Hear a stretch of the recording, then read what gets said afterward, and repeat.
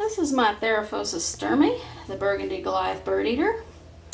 And the reason why I put this one in the advanced is for several reasons. One, they are very large tarantulas. They have huge fangs. So even though their venom is not as potent as some old worlds, this new world can easily hurt you with just the mere size of their fangs. Can definitely do some mechanical damage to you wherever they bite. But and their hairs are terrible. If you're allergic to tarantula hairs, this is definitely one of the worst hairs that you do not want.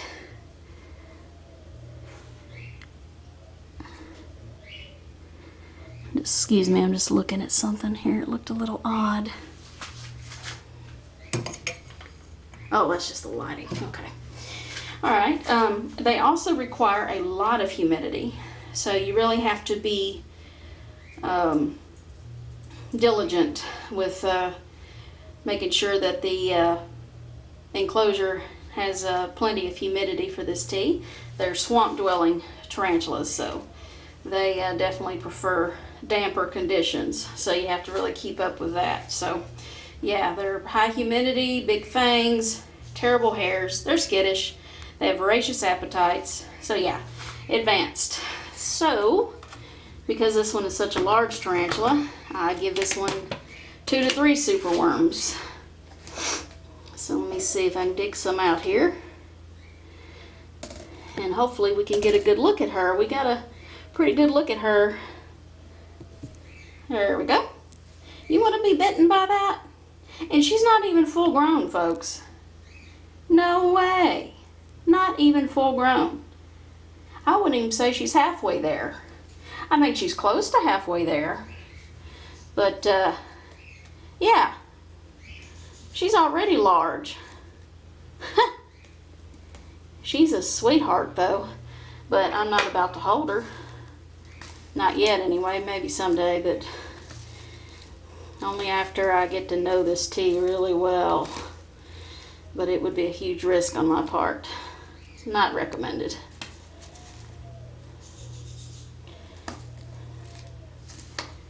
Don't want fangs that big and penetrating my skin. Maybe some of you out there wouldn't care, but not me. I'm trying to dig another worm. Ha! Yeah, she readily eats. And her abdomen's got some more growing to do. But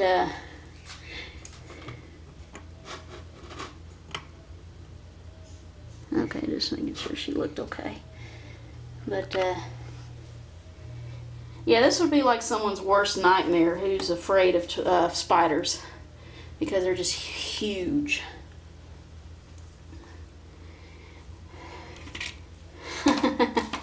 Yeah, back in my days where I was terrified of spiders, I probably would have passed out if I'd seen this one just walking around on my floor somewhere.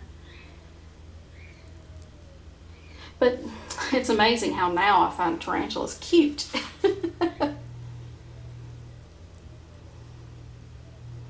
I used to find spiders repulsive, disgusting. But after I educated myself about these awesome creatures that God created, I became less and less afraid, and found out there's really nothing to be afraid of. They're more afraid of you than you should be them.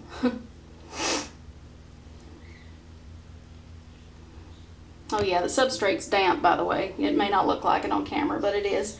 And there's moisture on the lid, so I know there's humidity in there.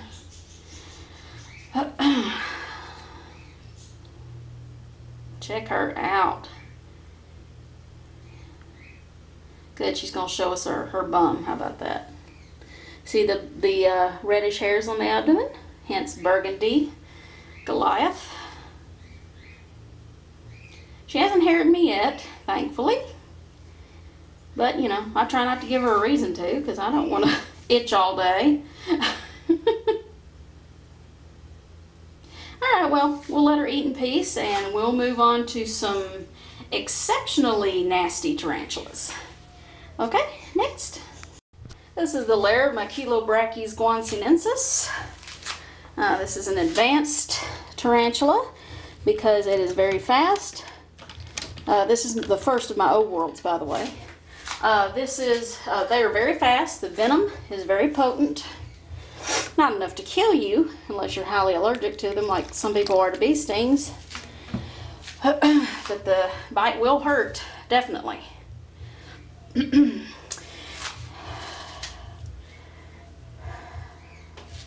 But it looks like we may have a molt, or what's left of it. Got another leg here. That may explain why we didn't get a feeding in the last video. Unfortunately, I can't get any more of the molt because I think it's way deep in there, and I don't want to hurt the tarantula if it's near there. It's very fragile. But I'm not going to risk feeding this one this time, just in case it's been too soon. But yeah, they're very fast, venom is potent, very defensive. You don't want to mess with these. So, sorry we can't really see this one today. Of course, we don't get to see this one very often at all because, unfortunately, a lot of the old worlds like to burrow.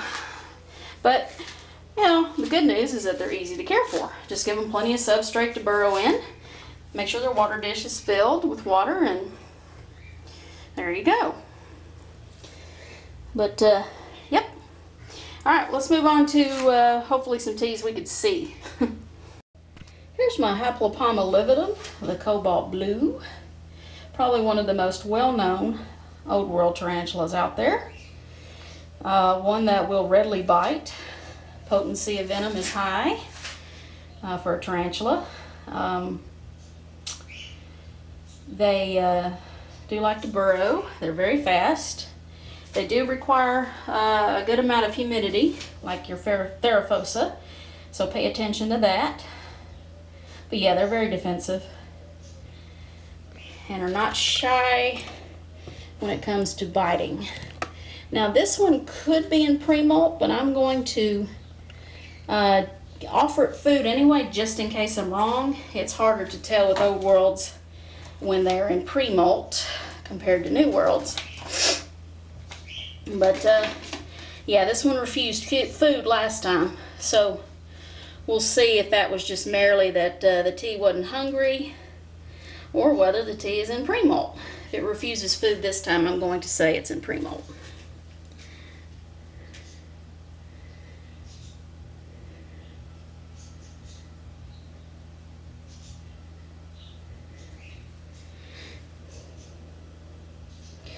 Yeah, and the colors do look a little bit less vibrant.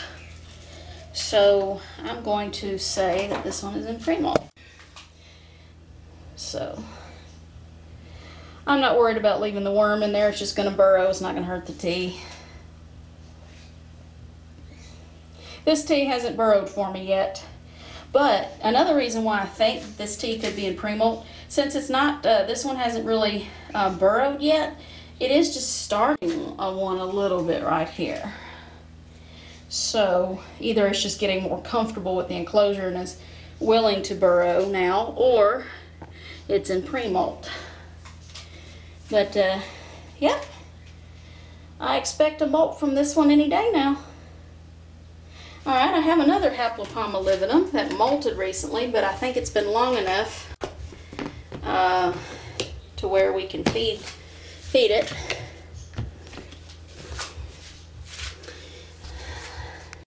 This is my other Haplopelma lividum, the cobalt blue. I'm beginning to think this one is a male because unfortunately I was unable to sex the molt, but if I'm not mistaken, I think male cobalt blues are not as vibrant as the females. They're more of a, they do have blue on them, but it's just more, they have more of a dull color to them versus the females.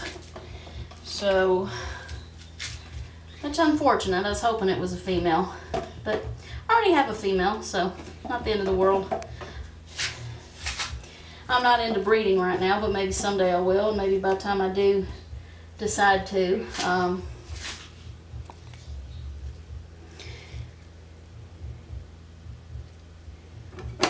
maybe it'll be ready. Let's see. Tea jerked, but I don't know whether that was just out of surprise or interest. But yeah, you could see it webbed up the hole that it molted in there. The substrate is damp, by the way, so that's good. Well, I'm just going to leave that cricket in there. It should eat any day now. It's been long enough, I'm certain. But as you can see, it's got its burrow webbed up really good, so if it doesn't want to be bothered, it'll just stay in there. Alright, let's move on to another Haplopelma. Here's my Haplopelma longipes, the Vietnamese tiger.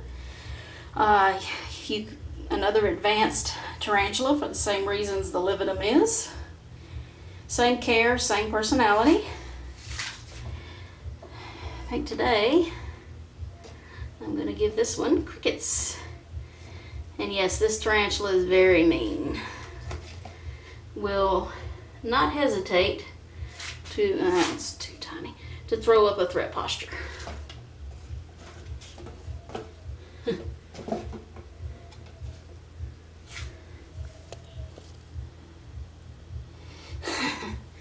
Yeah, cricket wasn't so big, was it? We'll rim it. Whoop. I was going to say we'd remedy that right now. Awesome. Been giving this one super worms, so figured it was time for crickets. Have a little change, but yeah, the substrate's damp. That's good. Another thing you have to watch out for when your substrate's damp is you need to check it to make sure it's not harboring any mites. Most folks seem to think that mites are bad for teas, although I've heard that they're not really bad, but I'm the kind of person that likes to err on the side of caution, so I'm going to say they're bad. And you also need to make sure that your enclosure is not molding because of the wet substrate. So tea maintenance is going to be a little more frequent with the tarantulas that have damper substrate. But yes, very evil tarantula. One of the meanest ones in my collection. Alright, let's move on to another advanced tea.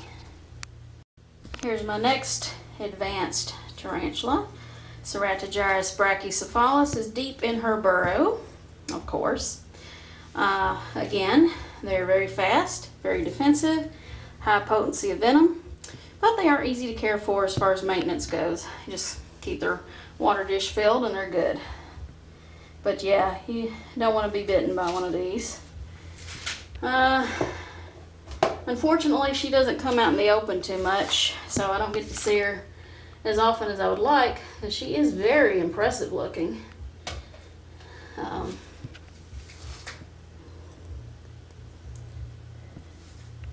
But yeah, she will very quickly throw up a threat posture. She's probably my meanest tarantula, if not my H. longipes.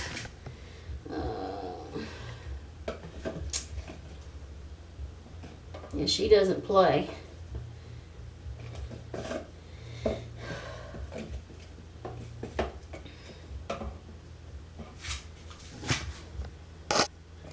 You have to use caution with her, extra caution.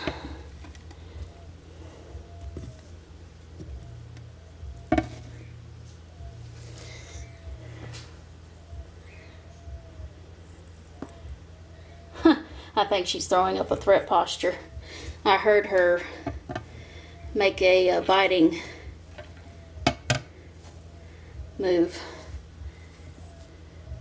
But yeah, they stridulate also. Hiss when they feel threatened. Make a hissing sound. And this one has done it.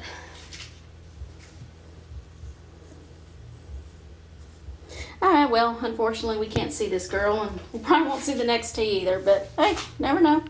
Alright, next. Here's a tea that's cared for and has the personality just like the Ceratogyrus brachycephalus.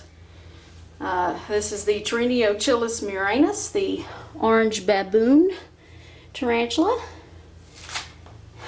Definitely for advanced keepers only, for the same reasons that the brachycephalus is. Keep this one dry just like the other one, the last tea, and just make sure the water dish has water in it.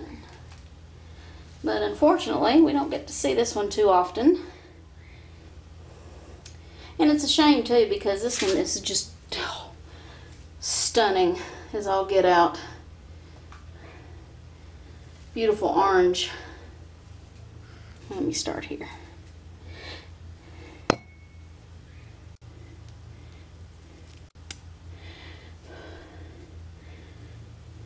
I think I only have one, out of all the feeding videos I have, I think I only have one good one of her. Like, really good one. Scared the crap out of me.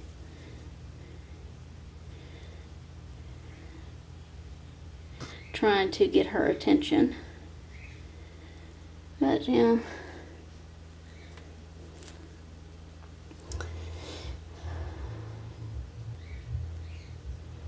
We just aren't lucky with this one.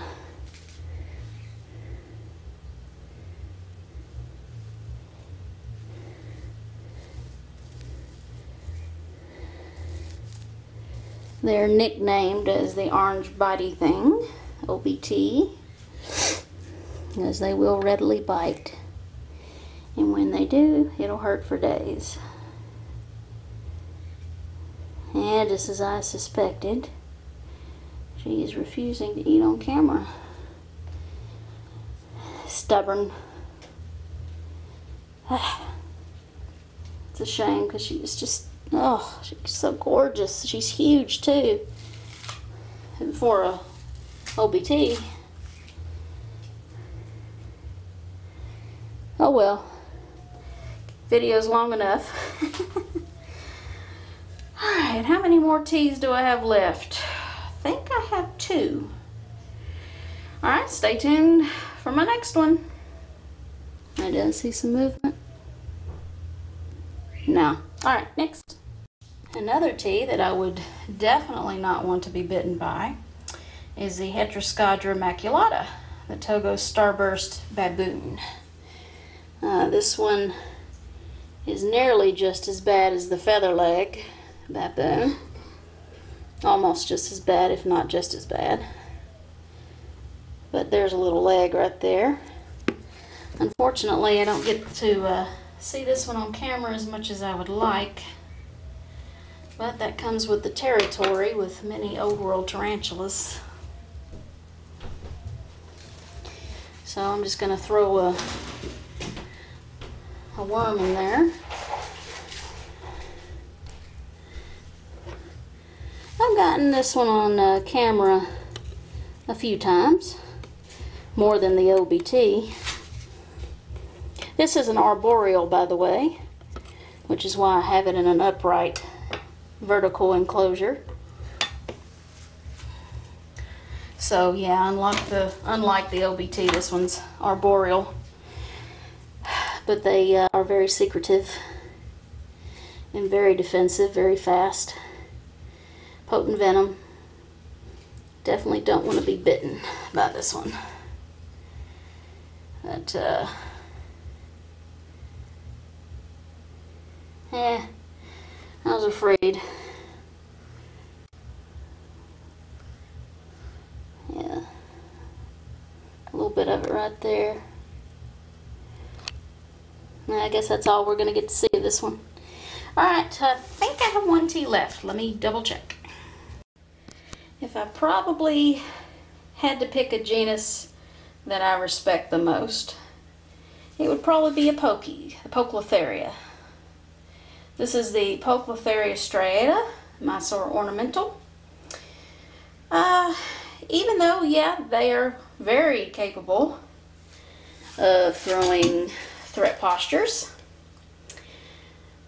They really prefer to run and hide, but they are certainly capable of being defensive. And the venom is definitely potent, and they're lightning quick. So this is a tarantula you definitely want to respect. And it is arboreal also. And they get to be a pretty large size. So this one took food from my tongs in my last feeding video. Let's see if we can do that again.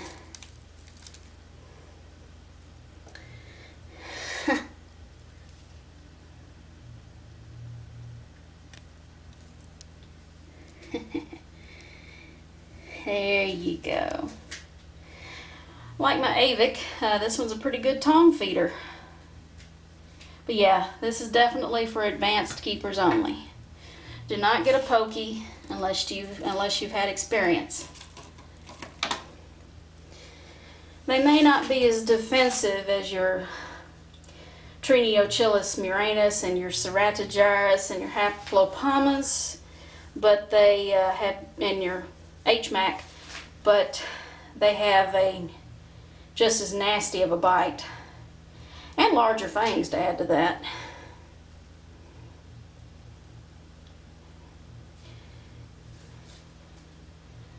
But yeah, I mean, as far as potency of venom, I've heard some folks say that pokies are the worst. I've heard other folks say the feather-legged baboon is the worst. So, either way, they're both going to make you hurt for several days. So, just respect them. Respect them. The wood in here used to be a higher up, but I think it has fallen just a little bit when the tea burrowed down there. When it was younger, it burrowed more, but as it's gotten older, it's more willing to rest on the glass or on the wood here. But yep, they are gorgeous, aren't they? Very ornate patterns on the pokies. Some pokies are more defensive than others. Some are larger than others.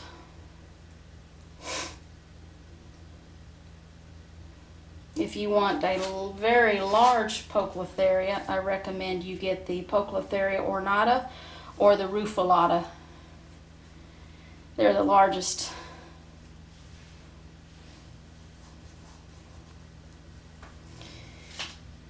But yeah, this one will definitely get to be around 8 inches. Something like that. And I do believe this one's a female. So definitely around 8 inches. But the ornata and the rufulata will get larger than that. Maybe about 10 inches perhaps. Something like that. But yeah, respect pokies. Definitely respect them. They're lightning quick. They're very hard to catch too. If you have one escape, you'll have fun catching it. They climb very, very easily. They are able to climb on ceilings without any problem. So yeah, I wouldn't want to go chasing after this one. I did have this one escape once on me, but she was a lot smaller, so I wasn't as nervous. Yeah, smaller ones can still bite, but they're not as defensive as the larger ones. Well, my video is definitely long, so I hope you enjoyed it. Hope you didn't get too bored. And I hope this has been helpful somewhat to those of you who are new to the hobby. But those who are familiar with the hobby, maybe y'all got a little bored. But we got a few good attacks and then not so good. Some of them not so good, but Isn't she a looker? Look at that. Man. Alright, well this concludes my feeding video. Thanks for watching.